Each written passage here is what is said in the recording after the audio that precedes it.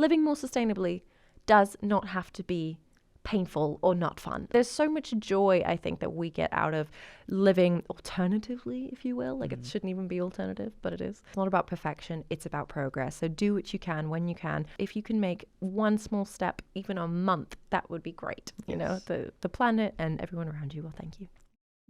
Hello and welcome back to the Inspire Action podcast. I'm Ben Brown.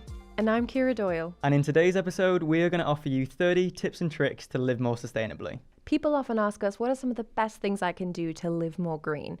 And there's no simple answer to this question. But there are a lot of small aspects and changes we can make in our own lives to make this happen. We want to offer you advice for things that you may not have already thought of and offer you some brands and alternatives that we love. It's not about perfection, it's about progress. And baby steps are still steps. So get ready and jump in to 30 tips and tricks with us on how to live more green.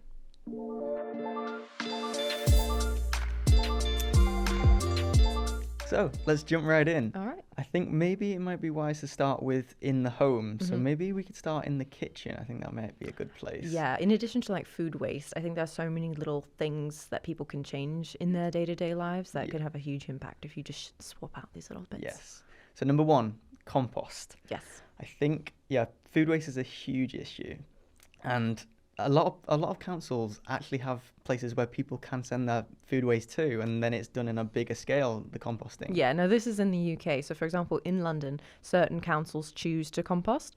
And we're fortunate to live in a council that does compost, and it's great. You have a little green bin, you keep it in your kitchen, it closes, so don't worry, you don't smell it or anything. And then when it's full, you take it outside to a bigger brown bin that the council collects every week, so it's great. But if you don't have that opportunity, you can also get bins that do the composting in-house. So they heat up the waste. This sounds disgusting, I know. They heat up the waste and they compact it as well. But it's got a complete layer around the bin so that the smell doesn't get out, the heat doesn't get out. It also depends on what type of home you live in. I think if you live in a flat, there are more expensive machines you can buy that literally can make compost for you in a few hours. But if you do have a house, if you do have a back garden or some kind of green space, maybe even start a communal one. If you live in a block of flats or something, you know, that would be really great. Just a place for people to put their food scraps. You turn it every so often. You sometimes like add leaves to it and things like that. And then you can make some wonderful compost. Yes. Number two, I think we should look at how we're recycling and make sure that we're recycling correctly. A lot of people wish cycle, and that can actually be more damaging than just throwing it straight into landfill. And what is wish cycling? Can you explain that? Wish cycling is thinking that it can be recycled. So whether it's like a thin plastic and you're putting that into the bin, or you've not read the back properly and it should have been composted, that can contaminate the whole of the recycling that you're putting into the bin, meaning that recyclable products are going straight to the landfill that they didn't need to. Yeah, and just to reiterate, I mean, it's so unfortunate that as consumers, like, there's this kind of added layer of things that we need to learn and figure out, and there's so much mislabeling as well. But do your best. If it's glass and aluminium are infinitely recyclable, or almost infinitely recyclable at least. And so those can always go in recycling. But when it comes to things like soft plastics or little baggies like crisp packets and things, like, do your research, see what you can do about that. Every council here in the UK and also across the world has different systems in place for that. So read the labels, see what you can do, and also ultimately try and buy things with less packaging to begin with. Yes. Moving on just from that is save the jars that you use. So whether that's the pasta jars or whatever you're getting your food in, use it for storing future food. So put those things straight into the dishwasher or wash them straight away. And then you can use them for package-free stores. Absolutely. I mean, when I used to have like a 9-to-5 job and I used to go to work, before, when Ben and I were super broke, like we could not afford like Tupperware, you know, proper storage containers, because they can be expensive. You know, we would basically save a pasta sauce jar and then I would put my lunch into that. And these things are multi-purpose. You can use them as like little pots to grow seedlings and things like that. These try and kind of be creative and come up with multi-purpose solutions for your waste. Yes. Next one is you don't need paper towels. Oh, paper towels, I think my biggest pet peeve. Or kitchen roll, as they call in some places. Yeah. Just use cloths. Wash your cloths. And people are like, oh, but that uses a lot of water and energy. But no, I promise, when it comes to transportation and saving the trees, and even if they're recycled, still, it's like it is such a wasteful item. You know, it can be composted, sure. if it's not been bleached and, all this kind of stuff. But yeah, if you can, use reusable kitchen towels. Yes. We have a bin in our house that when our towels get a bit stinky or overused, we put them in there, and then at the end of the week we'll do a wash of the whole thing. So we're not doing them individually, but yeah, it makes a big difference. You also don't need cling film or foil. Oh yes, okay. For chefs, this is a very controversial one, especially cling film. I know is often used, especially if you're a baker and you're making dough or things need to be laminated. It truly is not necessary. Like, I used to always make sweet potatoes, wrap them in foil individually, and I found sweet potatoes are fine just sticking them in the oven. And that also goes for lining baking sheets, because I think this was a big concern of ours when we first started living together. Same thing when we would bake or cook, we're like, oh, well, we need something to line the pan so it doesn't stick. They make really great reusable baking sheets that are often made out of silicone, and they have other ones. And they're great. Yeah, you can stick them in the dishwasher, you can hand wash them, and then put them back on the sheet and reuse them. Yeah, and if you're wanting to cover something like a can to put in the fridge, you can get reusable covers, often made from beeswax or something like that. Beeswax, soy wax, silicone, especially to replace single-use plastic baggies, or tin covers or anything like that. Like, see what you can find. There's some great, they're even great, like, secondhand places where you can find these things, or shops.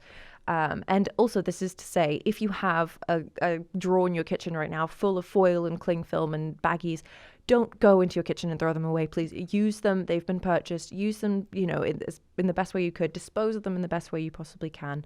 And then maybe make different decisions moving forward. Yes. Next one is switch to eco-friendly laundry pods. Like traditional detergents, they are full of chemicals. Toxic chemicals, and those chemicals are going straight into waterways, and it's harming wildlife. It's going back into our drinking system. Yeah, this is something and this is difficult because obviously, like, especially if you have kids or if you're an athlete and you get like grass stains on things, like, it's really difficult. But we are huge proponents of either, looking for a more eco laundry detergent solution. That's a big one. Again, read labels, see what you can do.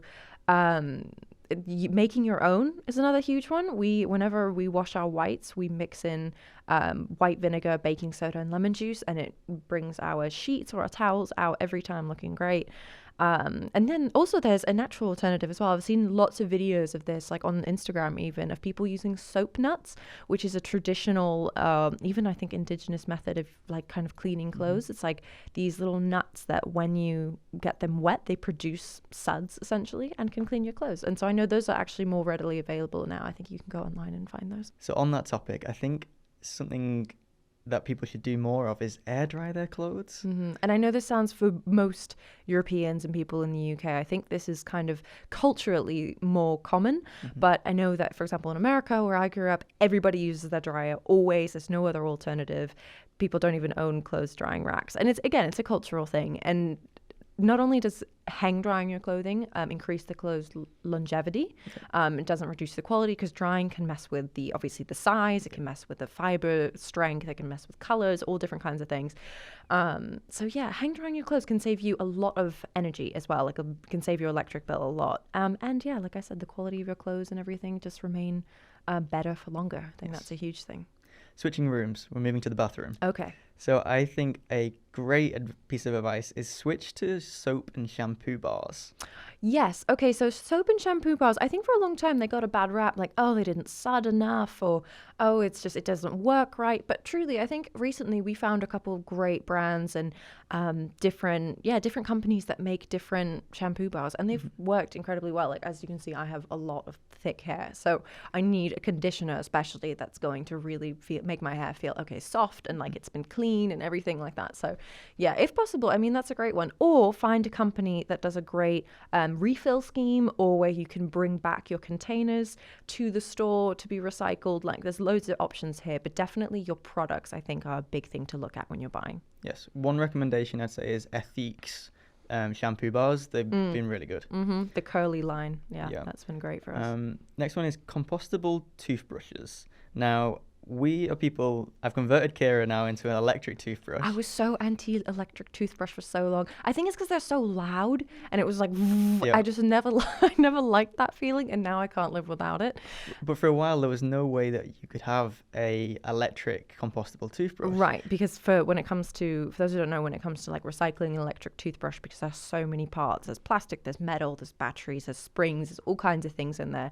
It becomes a bit of a nightmare for people at the recycling centre. They have to completely dismantle it, or it just ends up in landfill essentially. Yes. But we found a brand that actually is now making electric compostable toothbrushes. Yes. Called Suri. Suri, yes. And this is Suri. Yeah, and this podcast is not sponsored by any of these No. brands. These are just things that we found to really work well. And yeah, the Suri toothbrush, the heads, basically when you feel like you need to change out the toothbrush head, it comes off, and then you could put it in a little pouch and send it back to them, and they will compost it in their facility, because I believe it's industrially compostable. But yeah, really great. Highly recommend. Yes. Next one is use bamboo or recycled toilet paper. Yeah, I know this is kind of I like to think that it's become more popular in recent years. Like, people have started to look more for recycled toilet paper or biodegradable or something made out of bamboo. Mm-hmm. Or, yeah. Well, bamboo is a grass, so Essentially, yeah. So it grows so much faster than a tree does. Mm-hmm. I believe it can grow up to 1 meter per day. Yeah, it can. That's crazy. And there's a company called Who Gives a Crap, who great name, by the way. Yeah. Who are giving 50% of their profits to help build toilets in places that they need them. So not only are you buying a better product, you're also helping people along the way. That's really great. And I will say that's a company that we do order from, and this is not not a sponsored post. I don't think we've ever worked in collaboration with them either. And we order a box. I think they do a box of like 48 rolls. We order that in January of every year, and it takes us to the end of the year with 2 people. Genuinely, like, it lasts. It works. Yes. Last thing in the bathroom is choose reef-safe sunscreen. This is a big one. When it comes to products, obviously there's so much mislabeling of things. Reef safe is something that it's an unregulated term. So a lot of companies have been able to be like, oh yeah, reef safe, and just put the stamp on there. But a lot of them aren't, even if they say reef safe. So the best thing to opt for is mineral sunscreens if you can. I know a lot of people are like, oh, it's so thick and claggy and it gives you a white cast. There are really great companies out there, and if you're not sure about your sunscreen that you have in your cupboard, look at the ingredients. I believe it's octinoxate and oxybenzoate. Yeah. So, yeah, oxybenzoate. Those are kind of the 2 key ones, because these ingredients, when in the ocean, if you rub it on your skin, you go to the beach or on holiday or even in a lake, these can cause hormone disruption within fish and marine life. They can cause coral bleaching or contribute to coral bleaching. There's a lot of things that can happen here. So I know it's kind of like, they're making me throw away my whole vanity. No, we're not. I promise. Use what you have, but look for better in the future. Yes. Now, moving on to how we power our homes, I think one of the main things that people can do is switch to a renewable energy provider. If that's possible where you live, absolutely. I think we don't often think about it. We think, I got to pay my energy bill, but we don't think about where that energy actually comes from.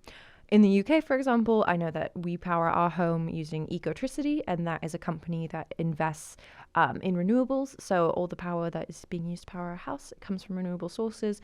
If that's not possible, look for someone who is actually advocating and doing the work to do better, or investing in better solutions. Yes. Next thing is switch off things when you aren't using them. I think that's very basic, but can save you a lot of money over a year. Absolutely. And it is difficult. I will say, in the UK, we're really lucky here. As someone who grew up in America, the UK is really ahead of this in terms of having the switches on the actual sockets themselves. Even in the kitchen, you have the switches on kind of the backsplash above the kitchen counter, and you can turn off your oven, you can turn off your dishwasher, and that is a huge, huge energy saver. I know whenever we go away on holiday or for work, we always switch those off.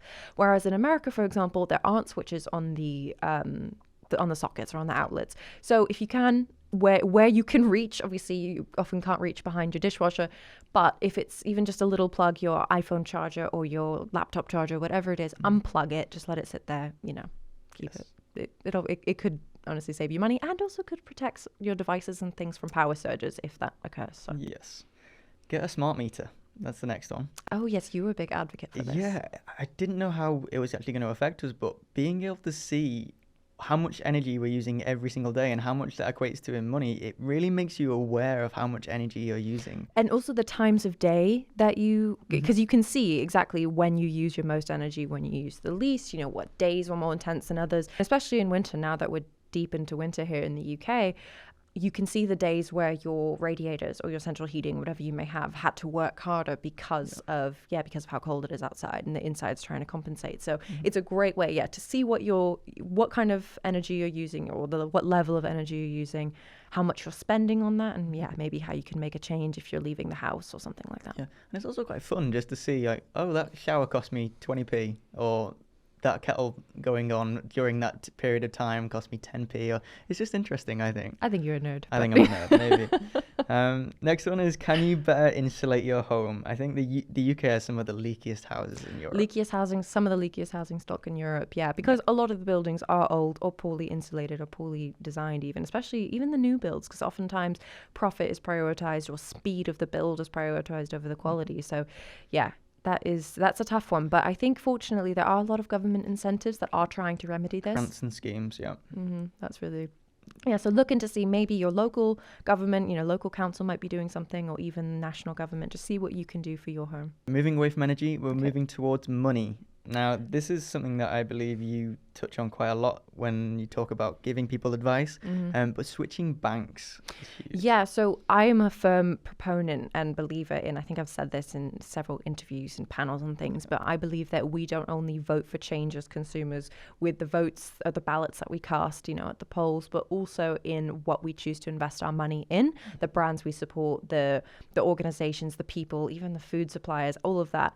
So where you put your money is one part of it, but the other part of it is even just how you're storing your money. So the banks that you use, there's a great platform called bank.green. You can look it up online, spelled as it sounds. And we can type in your bank, whatever bank you use around the world, and they try and show you as much information as they can about where your bank invests your money. Because at the end of the day, your money sits in there, but your bank is investing it elsewhere. I think that's a big thing that people don't realize. It's not just sat there. No, that bank is investing it into either fossil fuels or renewable energy. Absolutely. And some banks even fund wars or genocides around the world, and it's horrible. So you really want to make sure that your money is going to the right places and going toward bettering the planet, rather than just kind of keeping the pockets lined of those who've had them lined for centuries. Yes.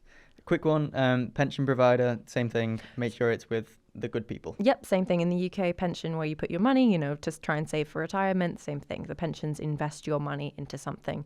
That's how you get returns on it and interest. So make sure your pension provider is also investing toward good stuff. So now we're moving outside of the home and looking towards where we're actually spending that money that we're saving. Shopping. So shopping. First thing, I think, is such a simple thing, but just bring reusable bags with you. Either have them in the car or just in a backpack or something, but it makes such a difference. It really does. And I think, especially in Europe, where you're charged for the bags that you purchase at the supermarket, whether it's 10p, 25p, it's a small amount, but it does add up. So I like to think that, especially within our generation, a lot of people have started to just always be a tote bag girly, always have one with you. And especially when we travel as well, we always have one rolled up in our bag just in case we need to do food shopping or want to go buy something while we're out. And that's a big one. It's such a simple one. And I know it's like, the drum has been banged on this topic far too long, but it's true. It really can make such a difference, because I know, especially in places like America, whenever we go back to visit my family, plastic bags, that is still the norm. Unfortunately, it hasn't shifted to paper bags yet, and which still can be wasteful if used in excess, but it's a better alternative. But having your own bag makes such a difference at the supermarket. And actually, I found that whenever we shop in supermarkets in America, and if they're ready to pull out a plastic bag, if we have our own bag, they're like, oh, thank you for bringing your own bag. So it's a nice little thing, because they recognize the impact, and I think we do as well. Yes. Next thing is, do you need to buy that thing? So could you instead repair what you had beforehand? Because a lot of people have lost those skills of either sewing or whether it's fixing something digitally. It's like, can you just like learn the skill on YouTube perhaps, and then YouTube it's, University is always a good one. yeah, and save money from it as well. Yeah, sometimes it's a simple stitch. If you just learn how to do that one simple stitch, you can fix your favorite, top or skirt or whatever it may be. But I like to think also, because of this kind of ethical movement and people trying to make the most out of what they have, there have been a lot of organizations and businesses that have kind of sprouted up out of this, that are trying to make repairing, alterations, things like that more accessible from a price standpoint for people. So like Sojo here in the UK is a great example of that. They have a spot in Selfridges, but they also have like their own business that they run independently. And they basically, you fill out a thing online, let them know what you need altered or repaired, and then they will come pick it up by electric bike from you, or I'm not even sure, it might even be a regular bike. They come pick it up from you, take it away, repair it, and then deliver it back to your home, which is great. Takes the hassle out of it for you. Yes, we understand that not everything can be repaired, so what should people do if they can't repair it?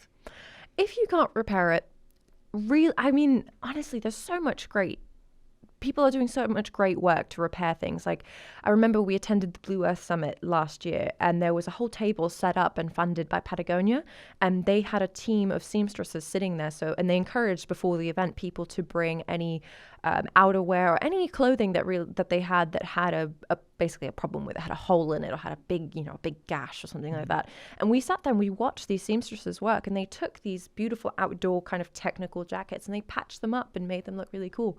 But if that's not the case, see what your local options are for clothing recycling, textile recycling. That's kind of the best thing.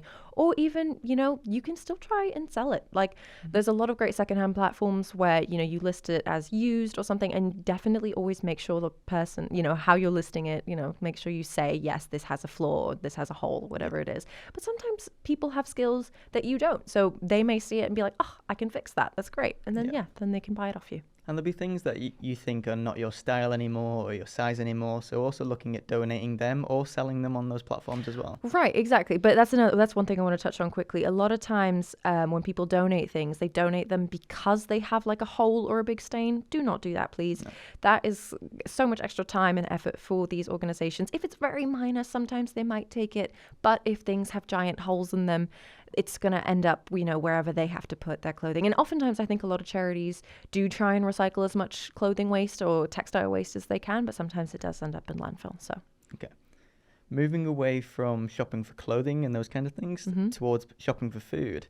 I think we touched on it a little bit earlier with saving your jars, but going to, if you have this available, of course, because it's not everywhere in the world, but buying from bulk food shops. So we have one very close to us called Source Bulk Foods, where we go every single month and we take all of our jars and we basically like stock up for the month. It depends on where you're shopping from, obviously, but I think several studies have also found that buying in bulk is more cost effective, obviously, because sometimes you buy, a packet of lentils, for example, and you're like, oh, this is so cheap to buy this packet, but then it sits in your cupboard for 6 months. And it's like, when you buy these things in bulk, not only are they kind of, you see them more frequently, like, oh, let me do something with that. But yeah, you get kind of that not cost per wear as it would be with clothing, but more like cost per meal, if you will, with this. And it keeps, oftentimes if you buy like dried beans and dried lentils, rices, pastas, that kind of thing, this stuff keeps a lot longer.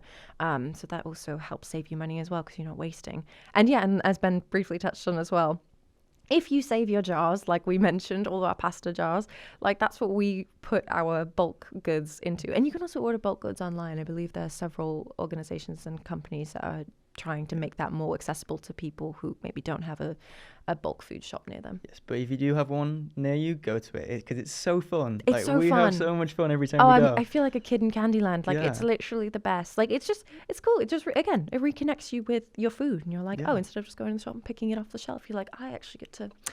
And also the intrusive thoughts do kick in. I bet you see a thing of beans and you're like, I want to stick my hand in that. Don't do that. Don't do that. But I've had to stop Kira a few times. Maybe. But it is really, really fun. So fantastic. All right. Moving away from shopping now into travel. Some tips there. Most basic one is use public transport when you can.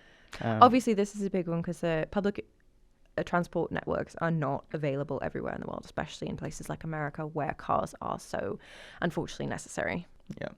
Invest in a bicycle. I think if you can find even on Facebook Marketplace, there's great bicycles. Mm-hmm. But if you're able to invest in a good electric bike, like we recently did that, and honestly, we've been using it so much. It's so Mm-hmm. great, It's so much quicker. It's more efficient. I mean, you feel especially in good. You get to cities. take in, yeah, especially in cities or even in suburban areas. Honestly, like if you can cycle to your nearest supermarket, culturally, it may not be the thing to do. People might look at you funny. Why is he cycling when he could drive? You know, stuff like that. But genuinely, or even walk there. Like I think there's so many, obviously, physical health benefits to be reaped from that, but mentally as well. I think you'll feel so much better. Like I never feel worse than when I'm sitting in traffic and you're just like, oh my gosh, like how much time in my life have I wasted, you know, sitting in traffic waiting for change when Yes. I could kind of start that change. But if you do have a car, look at how you can go electric.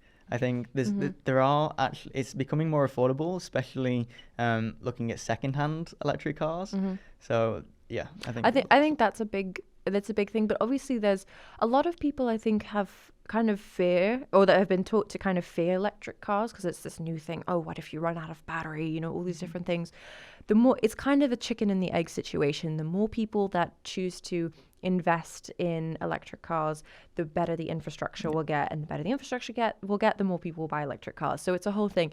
But there are a lot of, like, I know companies that are trying to make electric cars more affordable, more accessible to people. And if you can't afford an electric car, because they can be very expensive depending on the company that you purchase from, try carpooling. You know, try and see how many, you know, if you have to run errands, try and do them all in one go rather than multiple little trips. And yeah, I mean, you do what you can. We're not expecting perfection.